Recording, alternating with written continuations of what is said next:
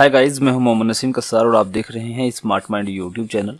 आज की इस वीडियो में हम बात करने वाले हैं फॉर्म वैलिडेशन के बारे में।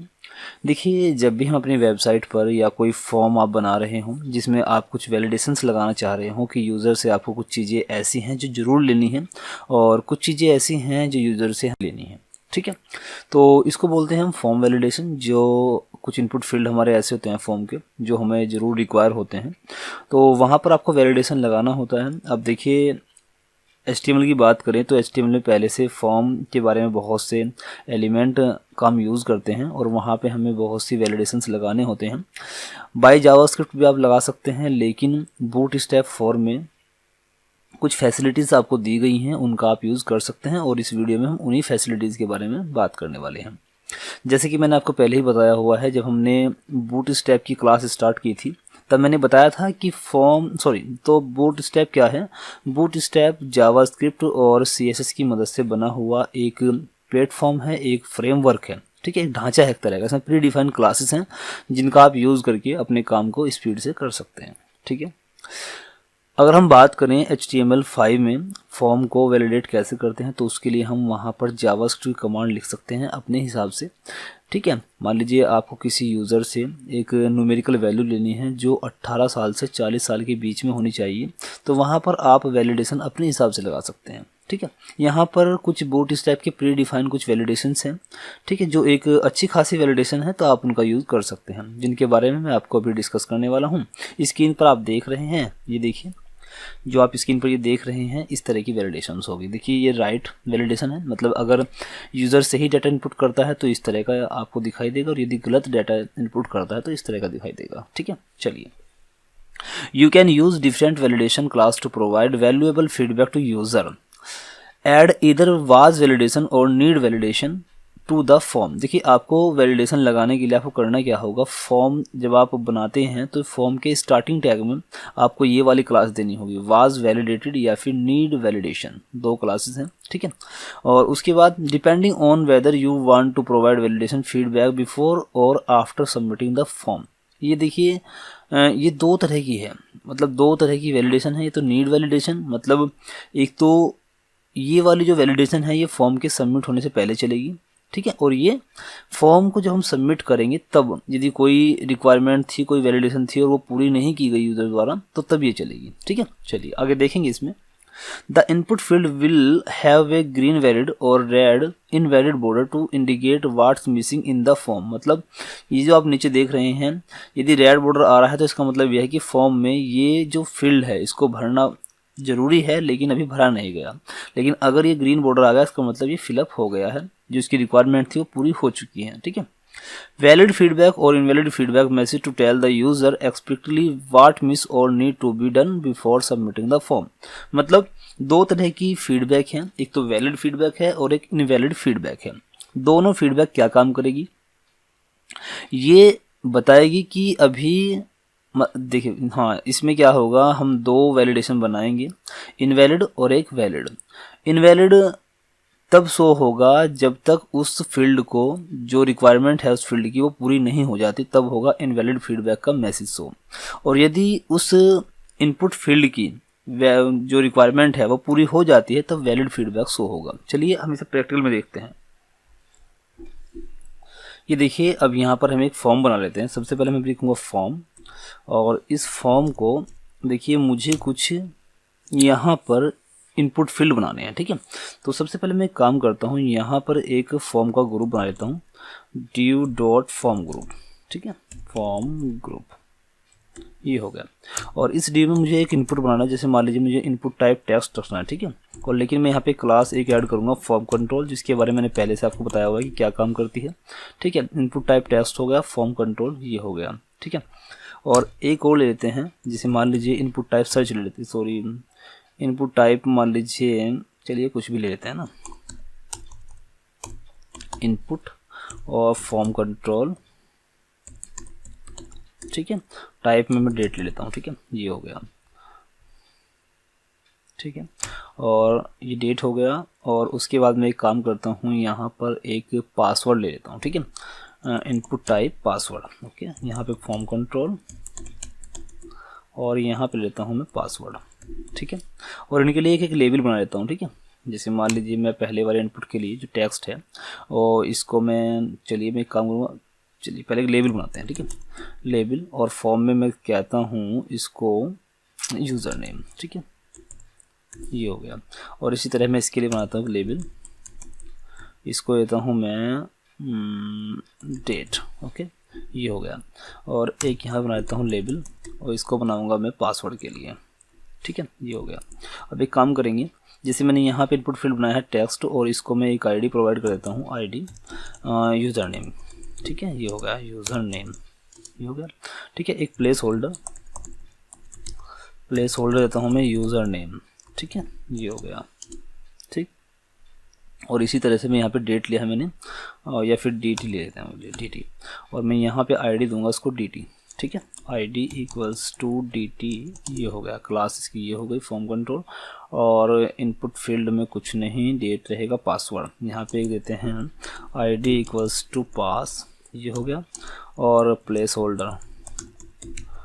होल्डर में देता हूँ पासवर्ड, ठीक है, ये हो गया पासवर्ड, ठीक है। अब मैं इसको सेव करके पेज को एक बार रिफ्रेश करता हूँ और आपको दिखाता हूँ क्या दिखाई देगा। ये देखिए, ये हमारे पास में यूज़र नेम प्लेस होल्डर के साथ दिखाई दे रहा है, और ये हो गया हमारा डेट हो गई, और ये हो गया हमारा पासवर्ड वगैरह, ठीक है, ये हो गया, ओके। चलिए अब एक लास्ट में सबमिट का बटन भी ऐड कर लेते हैं यहाँ पे। Input type submit, input form control, ठीक है, और इसको टाइप देंगे हम सबमिट का, ठीक है। और यहाँ पे मैं इसको वैल्यू दूंगा, value equals to submit, okay. Save करेंगे, पेज को रिफ्रेश करेंगे तो देखिए सबमिट का बटन आ गया, ठीक है, ये हो गया। अभी देखिए एक काम करेंगे, जैसे मैं यहाँ पे कुछ लिखूंगा तो यहाँ पे डेट कुछ भी दे देते हैं, ठीक है। ये देखिए मैं यहाँ पे कोई डेट दे देता हूँ और उसके बाद यहाँ पे पासवर्ड और उसके बाद सबमिट करेंगे, ठीक है, ये सबमिट का बटन हो गया। अभी देखिए क्या हो रहा है, यहाँ पे कोई भी फॉर्म सबमिट नहीं हो रहा है और ना ही कोई रिक्वायरमेंट आ रही है। देखिए मान लीजिए मैं यहाँ पे फॉर्म में कुछ डाले बिना इसको सबमिट करूँ तो फॉर्म सबमिट भी नहीं हो रहा है, और ना ही ये मैसेज आ रहा है कि आपको ये फिलअप करना है, यहाँ पे कोई डेट चूज़ करनी है, ऐसा यहाँ पे कुछ भी नहीं आ रहा है। तो यहाँ पे ऐसा कुछ करने के लिए देखिए सबसे पहले तो देखिए मान लीजिए इनपुट का फील्ड है जिसमें यूज़र नेम है, इसमें मान लीजिए एक एट्रीब्यूट होता है रिक्वायर्ड का, ठीक है, रिक्वायर्ड का। यदि आप ये एट्रीब्यूट लगा दें तो जब फॉर्म हम सबमिट करेंगे तो आपको बताया जाएगा। देखिए मैं क्लिक करूँगा, ये देखिए जैसे मैं सबमिट कर रहा हूँ तो एक मैसेज आ रहा है please fill in this field, मतलब इस फील्ड को आपको फिल करना है क्योंकि मैंने इसको रिक्वायर्ड कर दिया। ये बेसिक एट्रीब्यूट है, बेसिक वैलिडेशन है किसी भी फॉर्म का। इसमें अभी हमने बूटस्ट्रैप का यूज़ बिल्कुल भी नहीं किया। अभी मैं आपको सिंपल बता रहा हूँ, मैं ऑलरेडी पहले वैसे HTML5 में इसको बता चुका हूँ, ठीक है। इसी तरह से आपको ये मान लीजिए डेट है, इसको भी रिक्वायर्ड कर देना है, ठीक है, रिक्वायर्ड, ठीक है। ऐसे ही मैं एक काम करता हूँ, जो ये पासवर्ड है इसको भी रिक्वायर्ड कर देता हूँ, ठीक है, ये हो गया। अब देखिए रिफ्रेश करूँगा, सबमिट करूँगा तो ये कह रहा है कि इसको फिलअप कीजिए। मैं इसको फिल कर देता हूँ, फिर सबमिट करता हूँ तो ये कह रहा है इसको भी फिलअप कीजिए, क्योंकि ये भी फिलअप नहीं हुई है, क्योंकि सभी मैंने क्या किया है, सारे ही जितने भी एलिमेंट थे उन सब में मैंने रिक्वायर्ड का एट्रीब्यूट लगा दिया। अब सबमिट करूँगा तो अब इसको कहेगा तो ये मुझे पासवर्ड यहाँ पर डालना होगा, उसके बाद सबमिट करूँगा तब तुम्हारा फॉर्म सबमिट होगा, ठीक है। चलिए अब देखिए अब हमें करना क्या है, हम चाहते हैं कि जैसा यहाँ पे दिखाई दे रहा है ये वाला, कि यदि यूज़र कोई नाम डालता है तो यहाँ पर वो आना चाहिए, ठीक है, और ये मैसेज दिखाई दे वैलिड का। यदि नहीं डालता है तो ये वाला मैसेज दिखाई दे रेड कलर का, कि अभी जो है जो इनपुट फील्ड में कोई वैल्यू रिक्वायर्ड है वो अभी पूरी नहीं हुई है, तो मैसेज ही चाहिए। तो उसके लिए मैं क्या करना है, ध्यान दीजिए। देखिए आपको उसके लिए क्या करना होगा, यहाँ फॉर्म जहाँ से आपने फॉर्म को स्टार्ट किया यहाँ पे क्लास ऐड करनी होगी। इसमें आपको लिखना है वॉज वैलिडेटेड, ठीक है, ये हो गया वॉज वैलिडेटेड। अब देखिए फॉर्म को मैंने एक क्लास दे दी।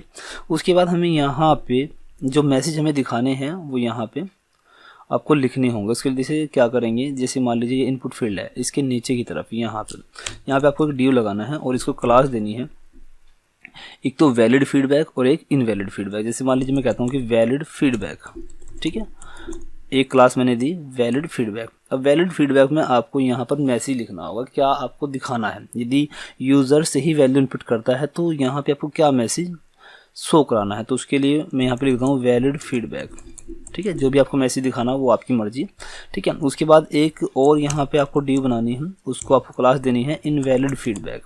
Invalid feedback. ओके, ये हो गया।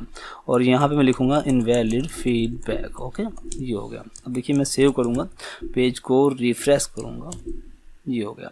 अब देखिए अभी क्या हुआ, जैसे ही मैंने वॉच वैलिडेटेड यहाँ पे दिया, देखिए ये वाला, जैसे ही वॉच वैलिडेटेड हम यहाँ पे क्लास देंगे तो जितने भी फॉर्म में एलिमेंट है उन सभी का कलर जो है बॉर्डर का वो रेड हो जाएगा, क्योंकि ये वैलिडेशन मांग रहे हैं, मतलब इनमें हमें कोई ना कोई वैल्यू चाहिए। जब तक यहाँ पे वैल्यू नहीं आएगी तब तक ये ग्रीन नहीं होंगे। जैसे मान लीजिए अभी यहाँ पे मैंने वैलिडेशन फॉर्म ये क्या आ गया,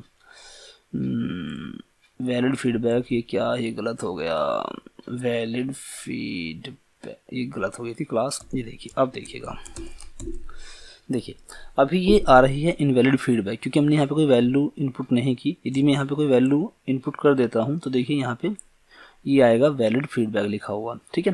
लेकिन अभी देखिए यहाँ पर तो मैंने ये लगा दी हैं इनवैलिड फीडबैक और वैलिड फीडबैक, लेकिन अभी यहाँ डेट के साथ नहीं लगाई है। देखिए डेट अकेली है, और इसी तरह से मैंने पासवर्ड के साथ भी ये क्लास अभी नहीं लगाई है।